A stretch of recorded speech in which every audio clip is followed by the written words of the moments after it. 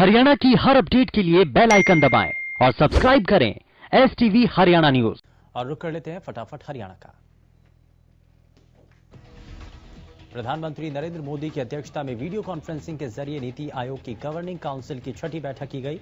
इस बैठक को संबोधित करते हुए प्रधानमंत्री ने कहा कि आज जब देश अपनी आजादी के 75 साल पूरे करने वाला है, तब गवर्निंग काउंसिल की बैठक और महत्वपूर्ण हो गई है।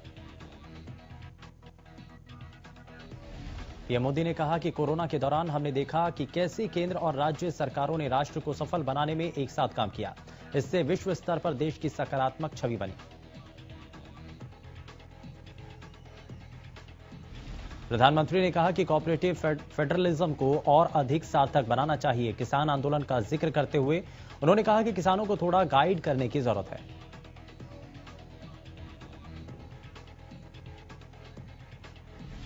पीएम मोदी ने कहा कि भारत के व्यवसायों के लिए हमें प्रयास करना चाहिए और ईज ऑफ डूइंग बिजनेस को बेहतर बनाना चाहिए। यह हमें वैश्विक अवसरों को हासिल करने में मदद करेगा।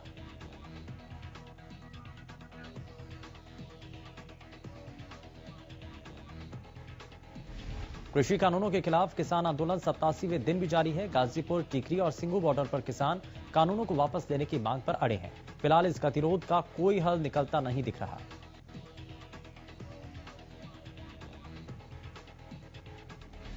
सोनीपत के खरखौदा में 22 फरवरी को सर्व जातीय किसान महापंचायत का आयोजन किया जाएगा। इसी के मद्देनजर दहिया खाप ने अलग अलग गांव की अलग अलग व्यवस्थाओं को लेकर ड्यूटी लगाई।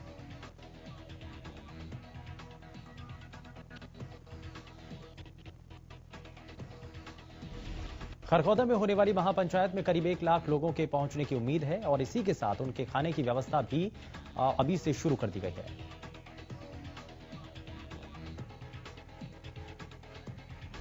इसी के मद्देनजर कुंडली बॉर्डर पर किसानों के साथ मीटिंग की और आंदोलन में डटे हुए लोगों से अपने गांव से आंदोलन में हिस्सेदारी करने की अपील की।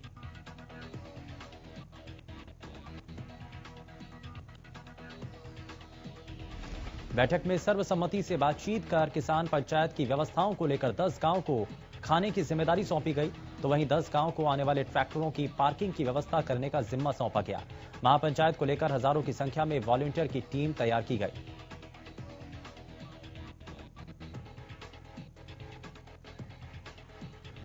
सोनीपत के सिंघू बॉर्डर पर किसान आंदोलन में मरने वाले किसानों की याद में एक यात्रा का आयोजन किया गया। यात्रा का आयोजन किसान आंदोलन में शामिल युवा किसानों ने किया।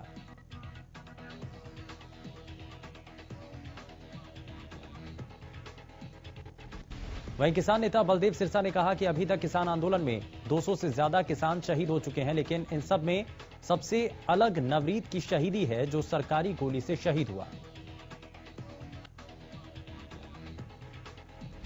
तीनों कृषि कानूनों के खिलाफ लगातार किसान सिंघू बॉर्डर पर डटे हैं और किसानों का कहना है कि जब तक तीनों कानून रद्द नहीं होंगे वो अपने घर वापस नहीं जाएंगे, चाहे सरकार कितना भी समय लगा लगे। ढासा बॉर्डर पर किसान आंदोलन लगातार जारी है। उधर फसल की कटाई का मौसम भी आने वाला है, जिसको लेकर किसान रणनीति बनाने में जुटे हैं। इस सब के बीच किसानों की संख्या बॉर्डर पर कम नहीं हो रही, बल्कि कृषि कानूनों के खिलाफ उनकी आवाज और तेज हो रही है।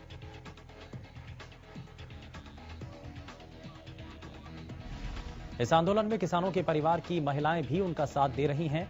किसानों ने बताया कि उनकी घर की महिलाओं ने ये बोल रखा कि जब तक किसान आंदोलन जारी रहेगा तब तक महिलाएं घर पर पहरा देंगी और घर के मर्द कंधे से कंधा मिलाकर किसान आंदोलन में जुटे रहेंगे।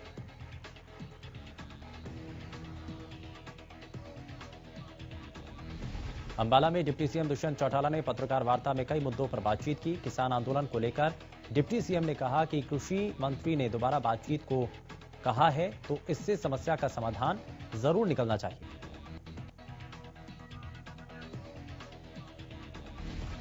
साथ ही असिस्टेंट एक्सीएन की भर्ती को लेकर भी डिप्टी सीएम ने कहा कि इसमें 22 नहीं 100 से ज्यादा हरियाणा के युवा भर्ती हुए हैं।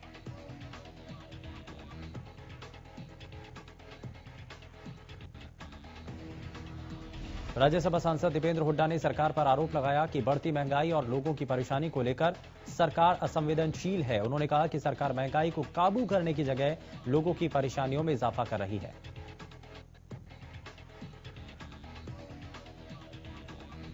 इसके साथ ही उन्होंने बाहरी राज्यों के युवाओं को रोजगार देने के मुद्दे पर कहा कि सरकार ने हरियाणा में प्रदेश के युवाओं को आरक्षण देने का वादा किया था, लेकिन सरकार वो वादा पूरा नहीं कर रही।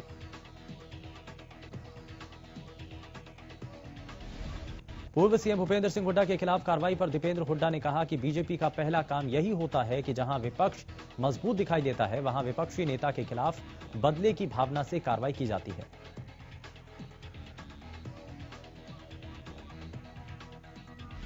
नीति आयोग की बैठक में सीएम मनोहर लाल ने उठाया एसवाईएल और हांसी बुटाना लिंक नहर का मुद्दा, केंद्र सरकार से दोनों मुद्दों में हस्तक्षेप करने की अपील।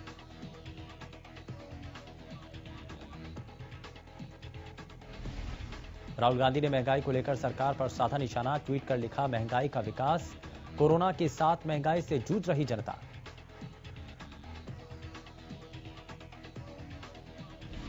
चंडीगढ़ की महापंचायत में सरकार पर जमकर बरसे गुरनाम चढ़ूनी, कहा पूंजीवादियों ने जकड़ लिया है पूरा देश, ये खेती कानून नहीं, खेती कॉर्पोरेट कानून है।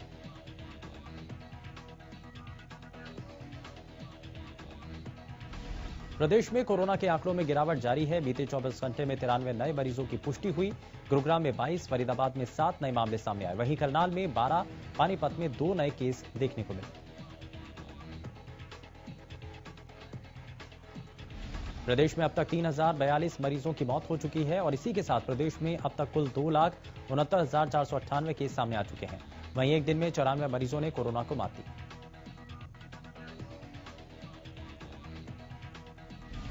ट्रेन में यात्रियों की बढ़ती संख्या और यात्री सेवाओं में निरंतर बढ़ोतरी को लेकर रेलवे अब 35 अनारक्षित मेल और एक्सप्रेस ट्रेनों की शुरुआत कर रही है। रेल यात्री 22 फरवरी से रेलगाड़ियों में अनारक्षित टिकट लेकर भी यात्रा कर सकेंगे।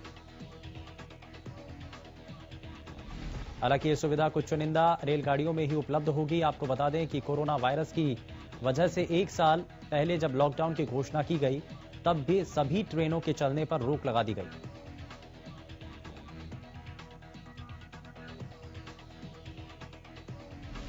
पंचकुला में मिड डे मील के राशन में कीड़े मिलने का मामला सामने आया। जानकारी के अनुसार बच्चों के परिजनों को मिड डे मील का राशन लेने के लिए बुलाया गया था, लेकिन राशन के गेहूं और चावल में बहुत ज्यादा कीड़े थे,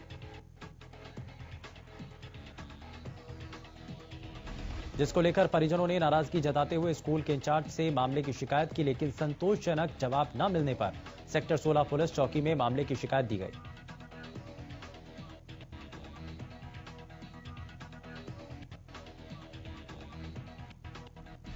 शिकायत में राशन सप्लाई करने वाले ठेकेदार की सप्लाई रोकने और उसके खिलाफ सख्त कदम उठाने को लेकर मांग की गई।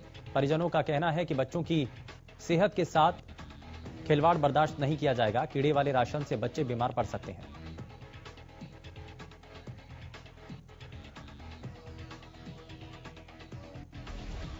हांसी की स्थानीय मंडी सेनियान के लोगों ने खाद्य आपूर्ति विभाग के खिलाफ विरोध प्रदर्शन किया और जमकर नारेबाजी की।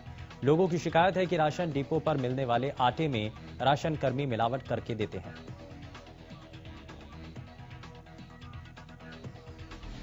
मामले में बोलते हुए वार्ड वासियों ने कहा कि अगर विभाग साफ आटा नहीं दे सकता है तो इसके बदले गेहूं दे दे ताकि खुद आटा पिसवा सकें। लोगों ने बताया कि इससे पहले भी जो आटा दिया जाता रहा वो भी खाने लायक नहीं होता था।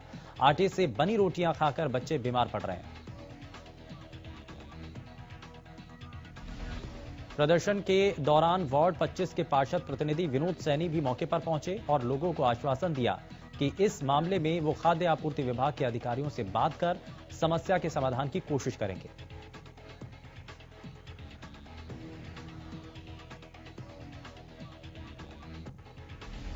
टोहाना के फतेहपुरी गांव में बिजली चोरी पकड़ने गई बिजली विभाग की टीम के साथ ग्रामीणों ने जमकर मारपीट की।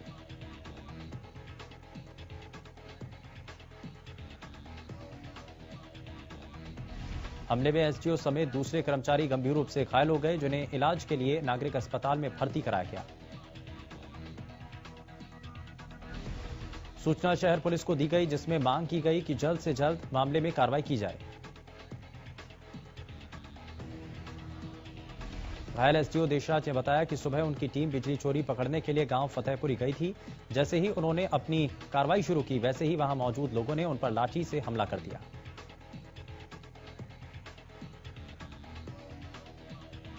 फरीदाबाद के सोना रोड पर ट्रैफिक पुलिस की ओर से बिना हेलमेट पहने और बिना सीट बेल्ट लगाए हुए लोगों के चालान काटने की कार्रवाई तेज कर दी गई। सोना रोड 55 के चौराहे पर ट्रैफिक पुलिस की ओर से लगातार लोगों को जागरूक करने के बाद अब चालान करने की प्रक्रिया तेज कर दी गई।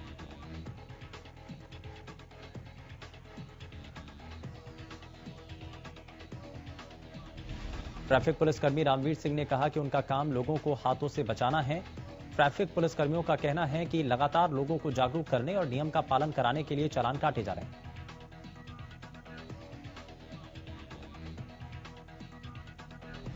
डीजल और पेट्रोल की लगातार बढ़ रही कीमतें जहां एक और आम आदमी की जेब पर असर डाल रही हैं। डीजल और पेट्रोल की कीमतें जिस तरह आसमान को छू रही हैं, आगे भी कीमतों में ऐसे ही बढ़ोतरी होते हुए शतक लगाकर 100 का आंकड़ा पार कर गई तो पेट्रोल पंपों पर पेट्रोल डीजल मिलना बंद हो जाएगा। इसका एक बड़ा कारण यह है कि पेट्रोल पंपों पर अब तक की मशीनों में 99 रुपए 99 पैसे तक की ही डिजिट है और अगर कीमत 100 रुपए हुई तो मशीनों में ये डिजिट नहीं होगी और पंप बंद करने पड़ेंगे। ऐसा होने पर सभी मशीनों को अपडेट करना होगा और नई मशीनें या सॉफ्टवेयर अपडेट किया जाएगा, तभी ये मशीनें चल पाएंगी। कैथल में पेट्रोल डीजल की बढ़ती कीमतों के साथ ही अब सब्जियों के दाम भी आसमान छू रहे हैं। लोगों का कहना है कि सब्जी और किराने की दुकान का सामान भी बढ़ते दामों पर मिल रहा है।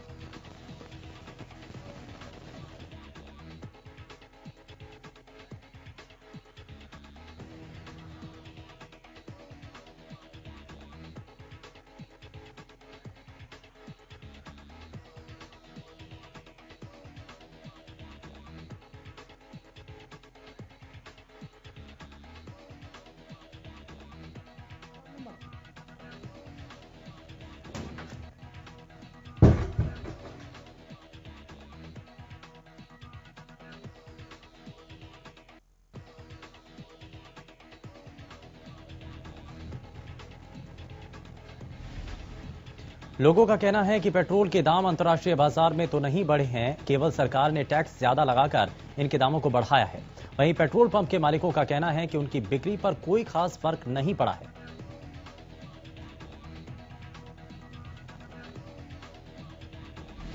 फेमिना मिस ग्रैंड इंडिया 2020 का खिताब जीत चुकी मोनिका श्योकांत को हरियाणा राज्य महिला आयोग की ओर से सम्मानित किया गया।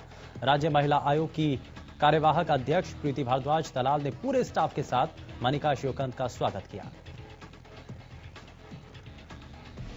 25 साल की मनिका केमिकल इंजीनियर हैं और मनिका अपने पूरे परिवार के साथ महिला आयोग पहुंची। मनिका ने बताया कि कोविड-19 की वजह से भारत में पहली बार फेमिना मिस इंडिया के पहले 3 राउंड ऑनलाइन हुए थे। महिला आयोग के साथ मनिका श्योकांत ने महिला संबंधी मुद्दों पर हरियाणा सरकार की महिला संबंधी स्कीम, प्रोजेक्ट जैसे बेटी बचाओ बेटी पढ़ाओ कैंपेन, कौशल संबंधी, महिला उद्यमिता संबंधी योजनाओं पर बातचीत की।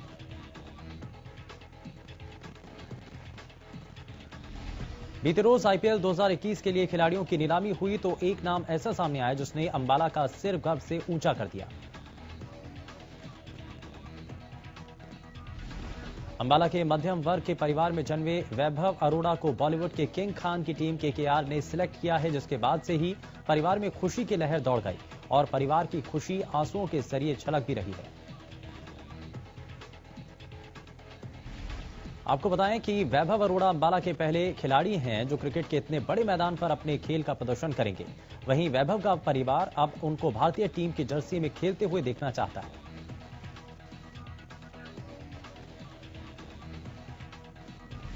विजिलेंस विभाग की टीम ने हिसार के रोडवेज डिपो में छापा मारकर एक क्लर्क को 45,000 रुपए की रिश्वत लेते रंगे हाथों गिरफ्तार किया। विजिलेंस अधिकारियों ने बताया कि रोडवेज के हेड मैकेनिक जय भगवान की प्रमोशन होनी थी। प्रमोशन के कागजात मुख्यालय भेजने के नाम पर क्लर्क रामनिवास पातर ने उससे 50,000 रुपए रिश्वत मांगे थे। जय भगवान ने विजिलेंस विभाग की टीम को इसकी शिकायत दी, जिसके बाद क्लर्क रामनिवास को 45,000 रुपए की रिश्वत देते रंगे हाथ गिरफ्तार कर लिया गया। उस पर भ्रष्टाचार निरोधक अधिनियम के तहत केस दर्ज कर लिया गया है। चरखी दादरी में एसटीएफ की गोली से हुई बेगुनाह की मौत के मामले में फोगाट खाप पुलिस प्रधान की प्रधानता में महापंचायत की गई है और इस महापंचायत में सर्वजातीय खाप फोगाट के पदाधिकारी, व्यापारी, किसान, कर्मचारी संगठनों ने हिस्सा लिया। महापंचायत में मृतक बिंदर के पिता कृष्ण कुमार ने कहा कि बिंदर हत्याकांड को लेकर हमने प्रशासन को एक हफ्ते का अल्टीमेटम दिया था। बिंदर हत्याकांड में शामिल अन्य पुलिस कर्मचारियों को अभी गिरफ्तार नहीं किया गया है। किसी प्रशासन अधिकारी ने हमसे संपर्क किया भी नहीं।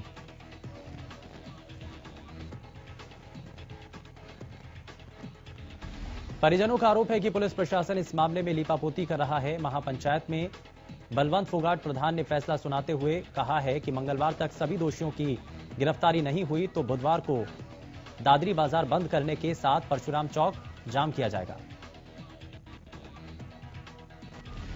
उन्होंने कहा है कि पीड़ित परिवार को 50 लाख रुपए की आर्थिक मदद देने के साथ मृतक की पत्नी को सरकारी नौकरी दी जाए। इस बारे में उपायुक्त दादरी को ज्ञापन भी सौंपा गया।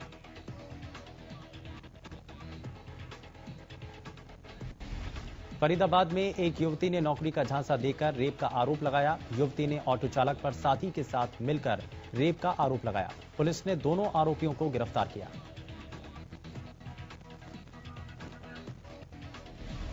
करनाल के रामनगर में चोरों ने 2 दुकानों में सेंधमारी की। चोर दुकान में छत के रास्ते दाखिल हुए और दुकान में रखी नोटों की मालाएं और नकदी चोरी कर फरार हो गए।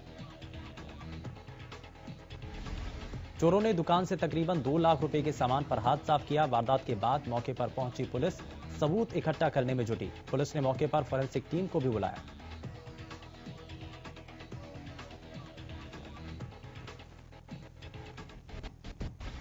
अंबाला में बदमाशों के हौसले कितने बुलंद हैं, इसका पता इसी बात से चलता है कि यहां दिन दहाड़े रेलवे स्टेशन के आसपास एक यात्री को बदमाश लूट लेते हैं।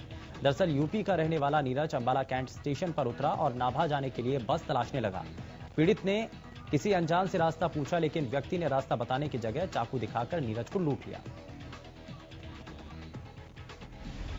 नीरज ने जब लूट का विरोध किया तो बदमाश उसे चाकू मारकर फरार हो गया। बाद में आसपास जुटी आम लोगों की भीड़ ने पुलिस को सूचना दी। पुलिस ने पीड़ित को अस्पताल में भर्ती करवाया और अज्ञात बदमाश की तलाश शुरू कर दी है। फतेहाबाद पुलिस ने सरेरा एक शख्स से मोबाइल फोन छीनने के मामले में 2 युवकों को गिरफ्तार किया। पकड़े गए दोनों आरोपियों ने अपने नशे की पूर्ति के लिए मोबाइल छीनने की वारदात को अंजाम दिया।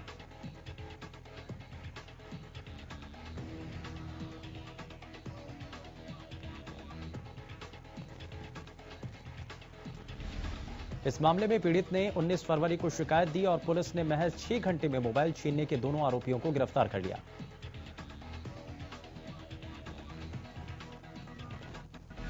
फतेहाबाद पुलिस ने छीना गया मोबाइल और वारदात में इस्तेमाल मोटरसाइकिल बरामद कर ली है। पुलिस ने दोनों आरोपियों को कोर्ट में पेश किया।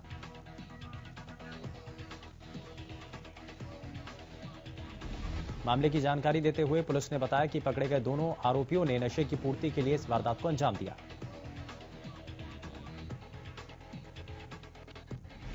फतेहाबाद पुलिस को अहम कामयाबी मिली। पुलिस ने अफीम के साथ एक युवक को काबू किया।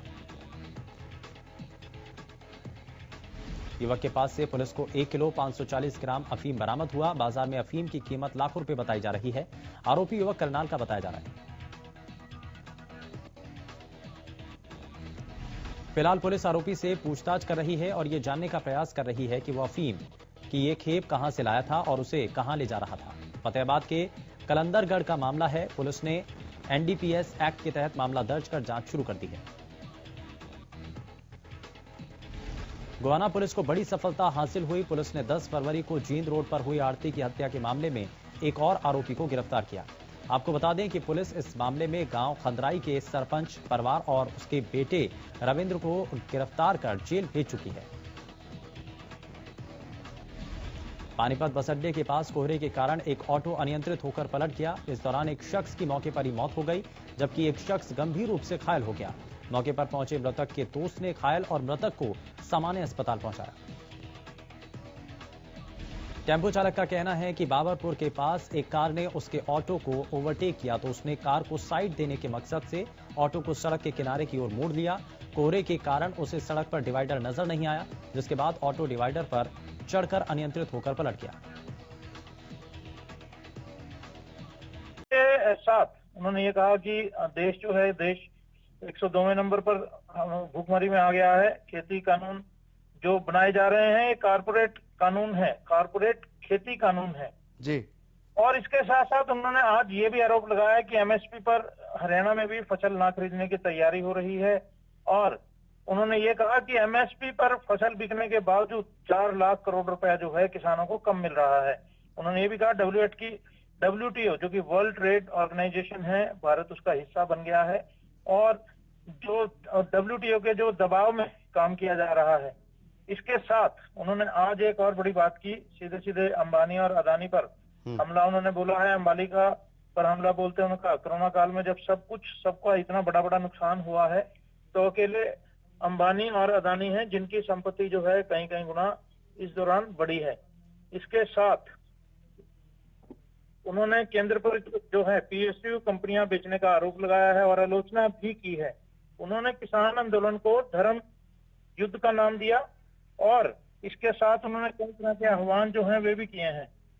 उन्होंने कहा कि इस धर्म युग में जो ना आए। चलिए राकेश गुप्ता, इस तमाम जानकारी के लिए आपका बहुत बहुत शुक्रिया। तो चंडीगढ़ में किसान नेता गुरनाम सिंह चडूनी का बयान सामने आया। उन्होंने महापंचायत पर में बोलते हुए सरकार को जमकर घेरा।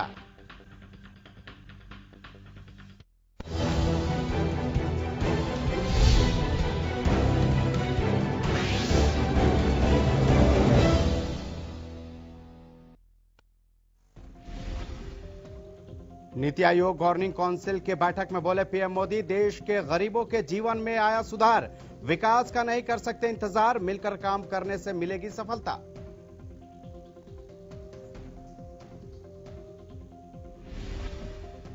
नीति आयोग की बैठक में सीएम मनोहर लाल ने उठाया SYL और हासी बुटाना लिंक नहर का मुद्दा, केंद्र सरकार से दोनों मुद्दों में हस्तक्षेप करने की अपील।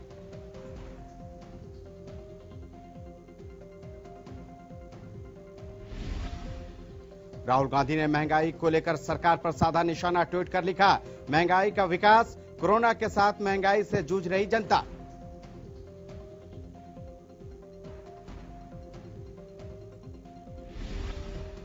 चंडीगढ़ की महापंचायत में सरकार पर जमकर बरसे गुरनाम सिंह चडूनी, कहा पूंजीवादियों ने जकड़ लिया है पूरा देश, ये खेती कानून नहीं, खेती कॉरपोरेट कानून है।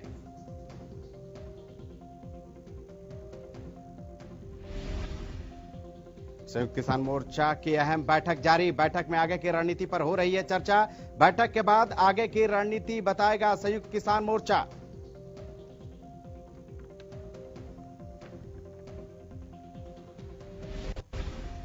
पंचकुला, अंबाला और सोनीपत में deputy mayor, senior deputy mayor के चुनाव के लिए पर्यवेक्षकों की नियुक्ति।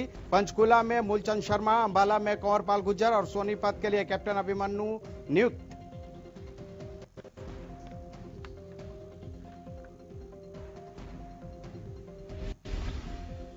और फतेहाबाद में नशा तस्करों पर पुलिस ने कसा शिकंजा, अफीम की भारी मात्रा के साथ एक युवक गिरफ्तार, युवक से 1 किलो 540 ग्राम अफीम बरामद।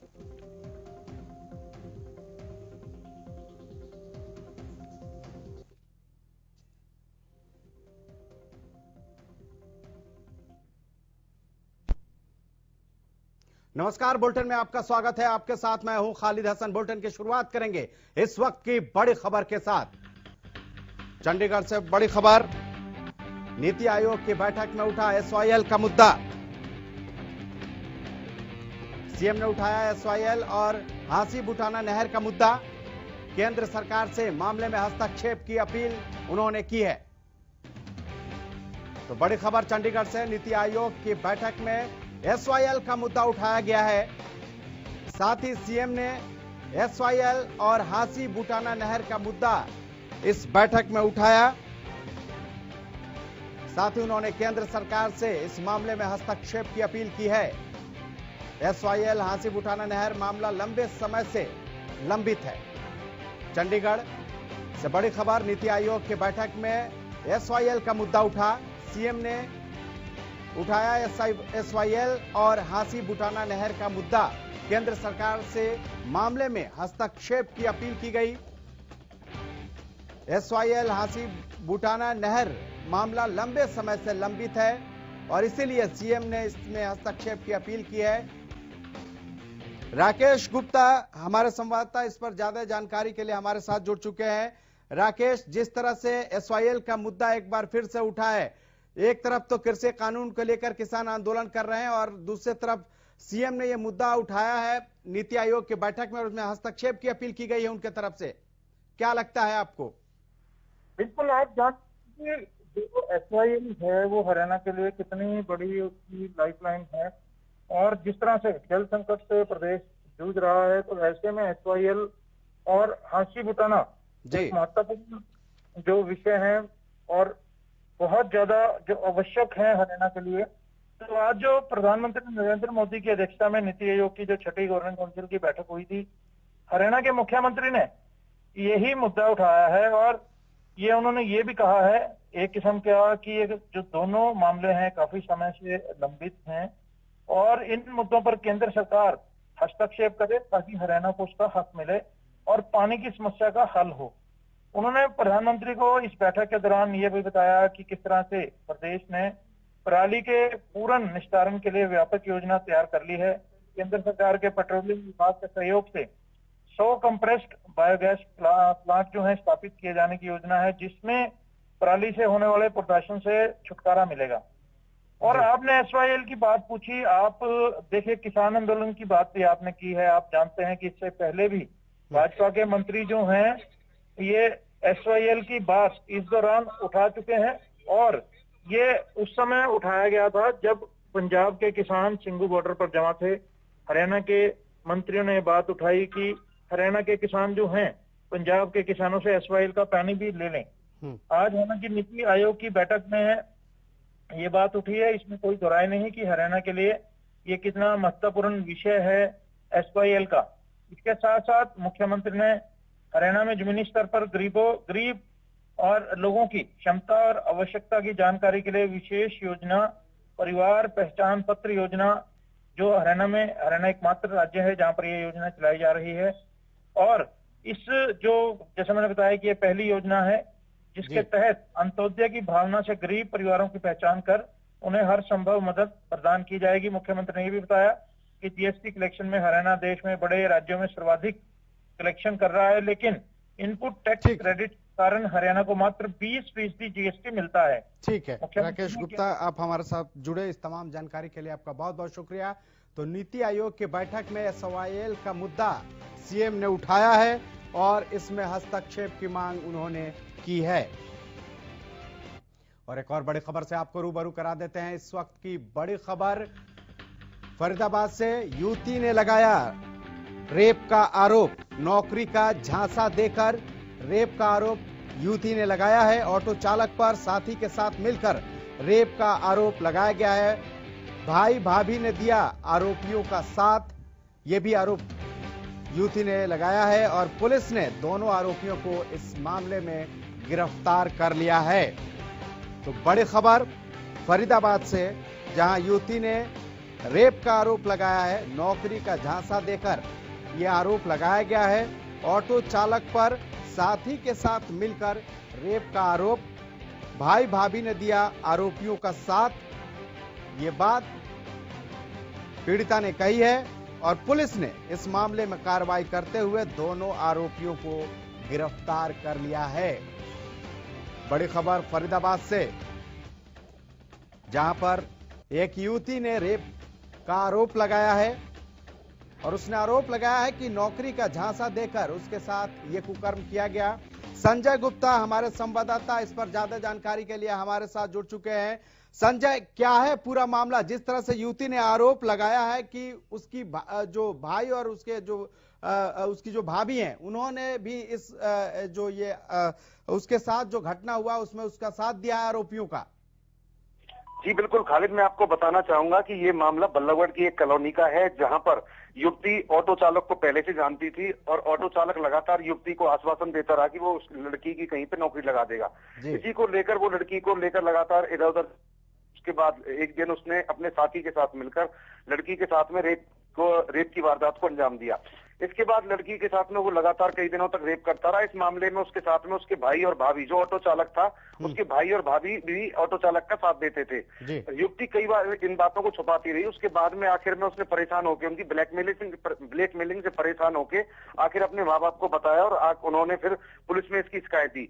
आज आरोपियों को गिरफ्तार करके पुलिस ने बादशाह खान हॉस्पिटल में उनका मेडिकल कराया, कोरोना जांच कराई। उसके बाद उनको पुलिस लगातार यह बता रही है कि आरोपियों से पूछताछ की जा रही है। अगर इस मामले में किसी तरह की ब्लैकमेलिंग की साजिश भी नजर आएगी तो वो भी धारा इसके साथ जोड़ दी जाएगी। अभी मामला फिलहाल 376 का दर्ज किया गया है। जी चलिए संजय, इस तमाम जानकारी के लिए आपका बहुत बहुत शुक्रिया। तो फरीदाबाद में युवती ने रेप का आरोप लगाया है एक ऑटो चालक और उसके साथी पर, और इसमें उसके भाई और भाभी ने भी आरोपियों का साथ दिया है।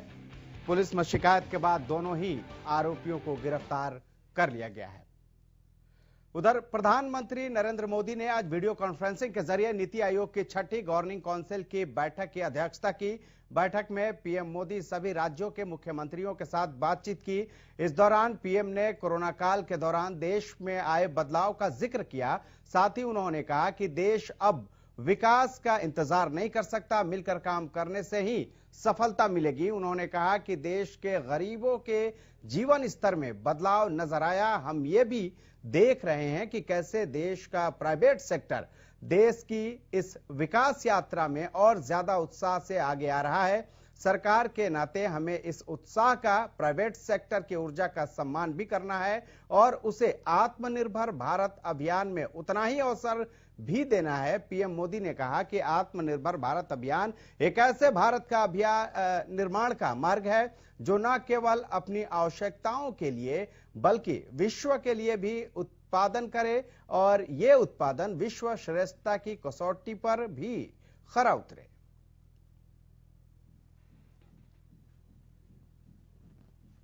पिछले कुछ सालों में हमने देखा है कि हमारे देश के गरीबों को एम्पावर करने की दिशा में बैंक खाते खुलने से, टीकाकरण बढ़ने से, स्वास्थ्य सुविधा बढ़ने से, मुफ्त बिजली कनेक्शन मिलने से, मुफ्त गैस कनेक्शन, मुफ्त शौचालय निर्माण की योजनाओं, उनके जीवन में, खास करके गरीबों के जीवन में एक अभूतपूर्व बदलाव नजर आ रहा है।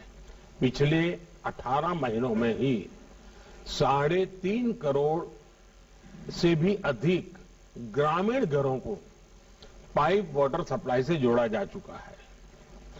गांवों में इंटरनेट कनेक्टिविटी के लिए भारत नेट स्कीम एक बड़े बदलाव का माध्यम बन रही है। ऐसी सारी योजनाओं में जब केंद्र और राज्य सरकारें मिलकर काम करेगी तो काम की गति भी बढ़ेगी और अंतिम व्यक्ति तक उसका लाभ पहुंचना भी सुनिश्चित हो जाएगा। प्राइवेट सेक्टर देश की इस विकास यात्रा में और ज्यादा उत्साह से आगे आ रहा है। सरकार के नाते हमें इस उत्साह का, प्राइवेट सेक्टर की ऊर्जा का सम्मान भी करना है और उसे आत्मनिर्भर भारत में उतना ही अवसर भी देना है। आत्मनिर्भर भारत एक ऐसे नए भारत की तरफ कदम है जहां हर व्यक्ति, हर संस्था, हर उद्यम को अपनी पूरी क्षमताओं से आगे बढ़ने का अवसर मिले। आत्मनिर्भर भारत अभियान एक ऐसे भारत का निर्माण का मार्ग है जो न केवल अपनी आवश्यकताओं के लिए बल्कि विश्व के लिए भी उत्पादन करे और ये उत्पादन विश्व श्रेष्ठता की कसौटी पर भी खरा उतरे। और इसलिए मैं हमेशा कहता हूं, zero defect, zero effect. Bharat जैसा युवा देश, उसकी आकांक्षाओं को ध्यान में रखते हुए हमें आधुनिक इंफ्रास्ट्रक्चर का निर्माण करना होगा, इनोवेशन को बढ़ावा देना होगा, टेक्नोलॉजी का ज्यादा से ज्यादा प्रयोग करना होगा, शिक्षा कौशल के बेहतर अवसर उन्हें देने होंगे। और इस बीच एक बड़ी खबर से आपको रूबरू करा दे रहे हैं जो पंचकुला से आ रही है। मिड डे मील के राशन में निकले कीड़े। पंचकुला से बड़ी खबर, मिड डे मील के राशन में कीड़े निकले हैं। राशन में कीड़े मिलने पर बच्चों के परिजन नाराज। परिजनों ने स्कूल इंचार्ज से मामले की शिकायत की है। संतोषजनक जवाब न मिलने पर थाने में की शिकायत। ठेकेदार की सप्लाई रोकने और सख्त कार्रवाई करने की मांग की गई है। तो पंचकुला से बड़ी खबर, मिड डे मील के राशन में कीड़े निकले हैं, जिसके बाद राशन में कीड़े मिलने पर बच्चों के परिजन नाराज दिखे और उन्होंने इसकी जो शिकायत है वो इंचार्ज से की, स्कूल इंचार्ज से की, लेकिन वहां पर भी कार्रवाई नहीं की गई, जिसके बाद थाने में शिकायत की गई है। ये एक्सक्लूसिव तस्वीरें आपको दिखा रहे हैं।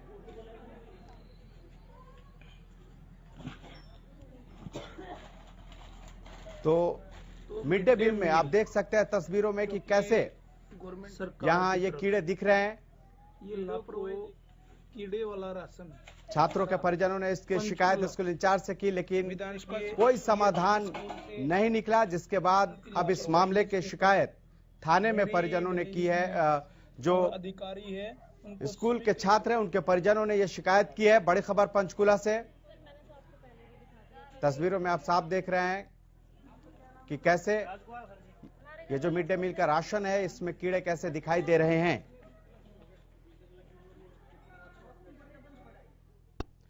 पूरे देश में पेट्रोल के दाम शतक की ओर है। हालांकि मध्य प्रदेश और राजस्थान के कुछ जिलों में पेट्रोल के दामों ने यह खिताब पहले ही जीत लिया है, लेकिन 12वें दिन भी पेट्रोल डीजल के दामों में हुई बढ़ोतरी को देखने के बाद यह कहा जा सकता है कि अब पेट्रोल की कीमतें देश भर में शतक लगाने के लिए तैयार हैं। एक रिपोर्ट देखिए।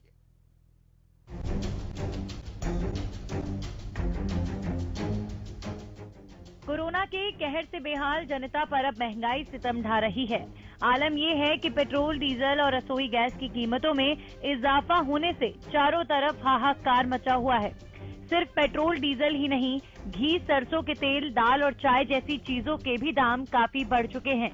महंगाई ऐसी जिसने आम लोगों की रसोई का बजट भी बिगाड़ कर रख दिया है। जिस हिसाब से लगातार पेट्रोल डीजल की कीमतों में वृद्धि देखने को मिल रही है, लोगों में काफी गुस्सा देखने को मिल रहा है। आपको बताना चाहूंगा कि पेट्रोल 33 पैसे और डीजल 30 पैसे वृद्धि देखने को मिली है, जिससे साफ तौर पर आमजन की जेब पर भी इसका असर देखने को मिलेगा। लोगों का कहना ये है कि पहले ही कोरोना की वजह से आर्थिक मंदी से जूझ रहे थे और अब पेट्रोल और डीजल की कीमतों से लोगों में काफी गुस्सा देखने को मिल रहा है। इस बीच पेट्रोल डीजल के दामों में लगातार 12वें दिन भी बढ़ोतरी हुई। सरकारी तेल कंपनियों की ओर से आज डीजल की कीमत में 37 से 39 पैसे तक की बढ़ोतरी की गई। इसके साथ ही पेट्रोल की कीमत में भी प्रति लीटर 38 से 39 पैसे तक का इजाफा किया गया है। डेली वेज का मैं तेल डलवाने वाला आदमी हूँ। मुझे आज 4 साल हो गए हैं काम करते हुए।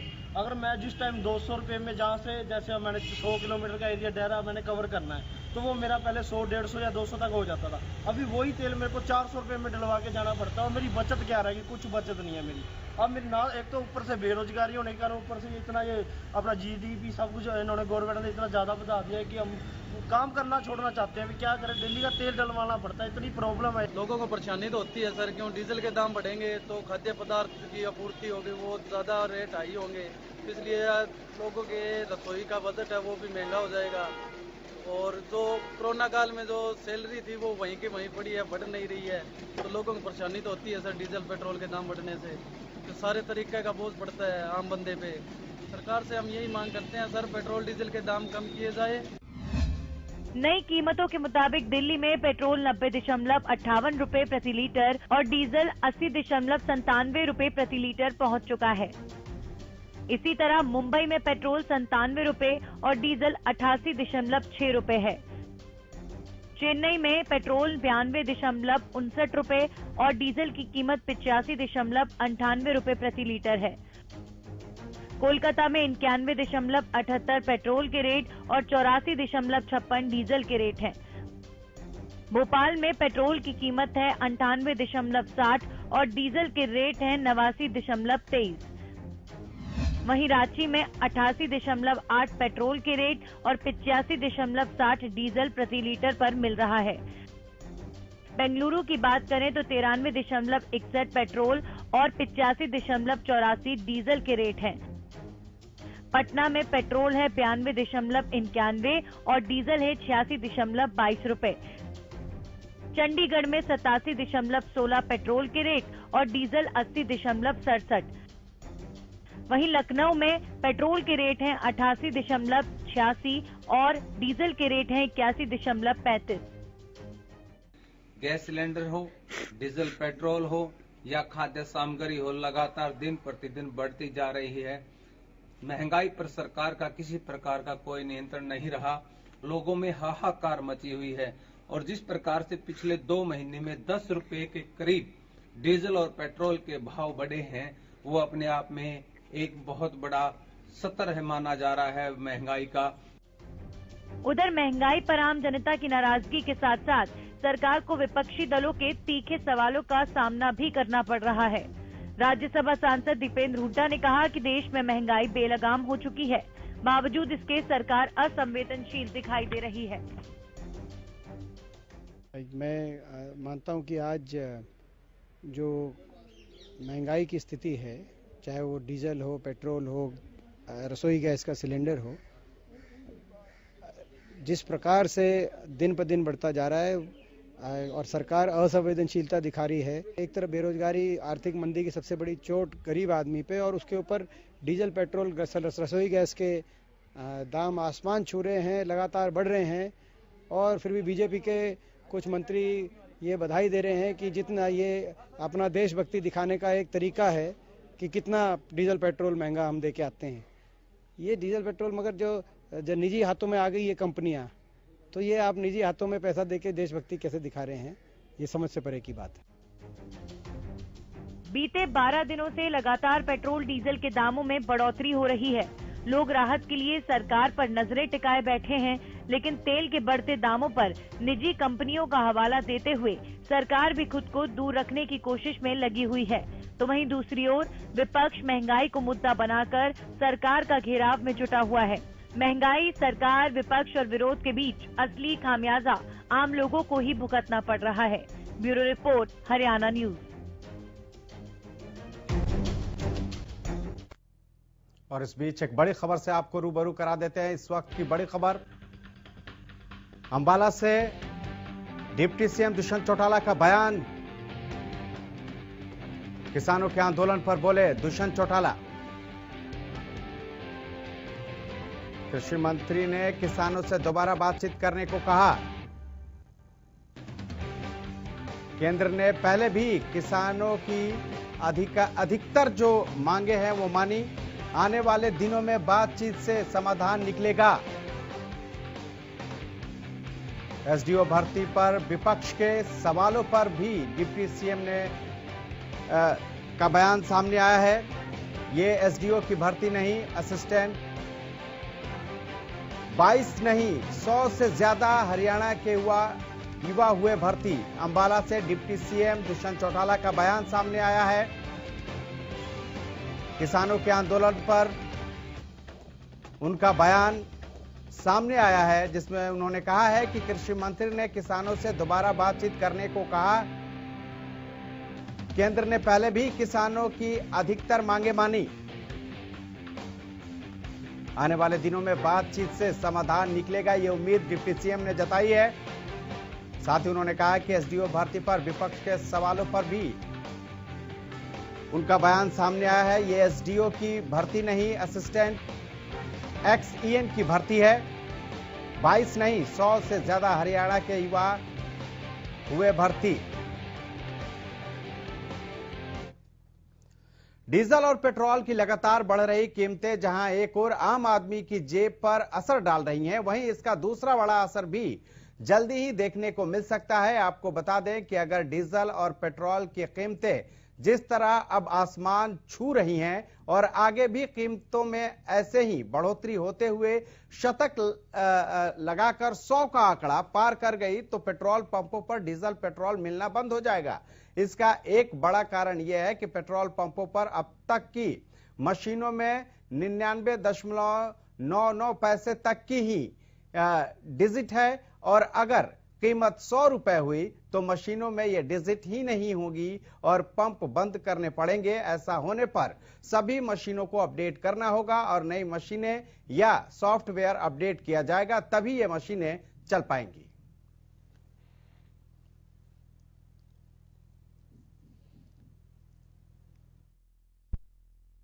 आज जो खबर हम आपको दिखाने जा रहे हैं वो बड़ी ही महत्वपूर्ण खबर है। ऐसी खबर शायद अब तक आपने ना देखी होगी ना सुनी होगी। ये खबर सुनकर के, ये खबर देख करके आप चौंक जाएंगे और ये खबर डीजल और पेट्रोल की बढ़ती हुई कीमतों से उन्हीं पर निर्धारित है, उन्हीं पर लागू होती है। इस वक्त हम जिस पेट्रोल पंप पर खड़े हैं, आपको बता दें कि जिस प्रकार से डीजल और पेट्रोल के रेट बढ़ रहे हैं और लगातार आसमान छू रहे हैं, अगर ऐसे ही डीजल और पेट्रोल के रेट बढ़ते रहे तो पेट्रोल पंप बंद हो जाएंगे।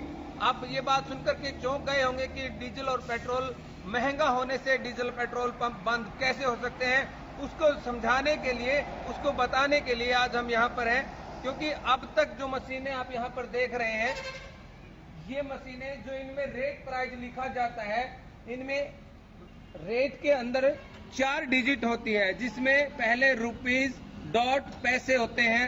यानी कि ये जो डिजिट है ये 99 रुपए 99 पैसे 99.99 रुपीस तक ही इसके अंदर अंकित किए जा सकते हैं। अगर पेट्रोल की कीमतें, डीजल की कीमतें 100 रुपए हो गई, 3 डिजिट में आ गई, तो इन मशीनों में ऐसा कोई प्रावधान नहीं है कि ये मशीनें चालू रह सकेंगी।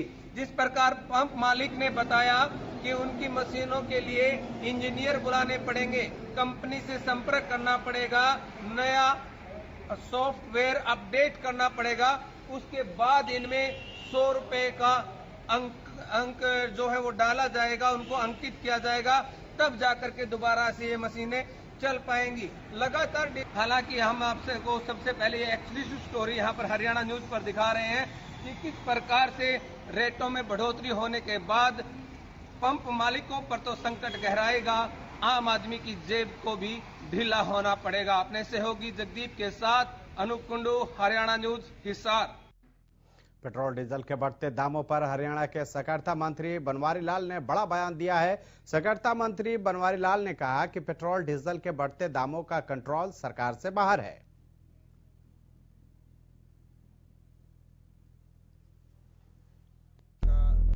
डीजल का जो बढ़ने का है वो सरकार के कंट्रोल से बाहर है, वो अलग से है, सरकार का नियंत्रण इसमें नहीं। डीजल का जो बढ़ने का है वो सरकार के कंट्रोल से बाहर है, वो अलग से है, सरकार का नियंत्रण इसमें नहीं।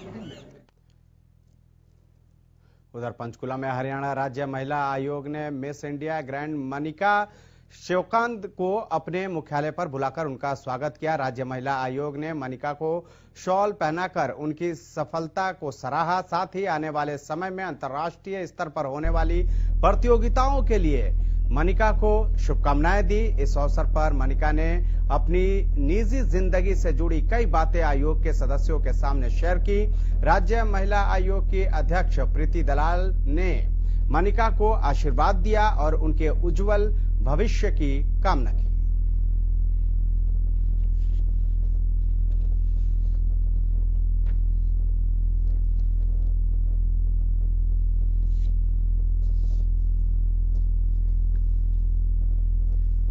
बीते रोज आईपीएल 2021 के लिए खिलाड़ियों की नीलामी हुई तो एक नाम ऐसा सामने आया जिसने अंबाला का सिर गर्व से ऊंचा कर दिया।